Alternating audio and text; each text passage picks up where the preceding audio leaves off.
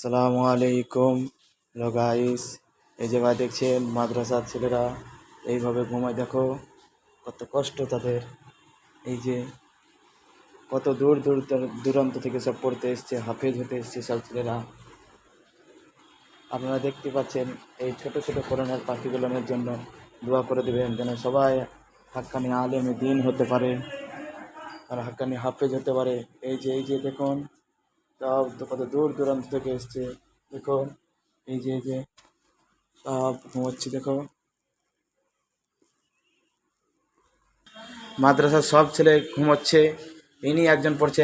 একে আমাদের মাদ্রাসার মুরব্বী বলা হয়। ইনি হচ্ছেন মুরব্বী, ইনি একজন মেহনত করছে, পড়ছে।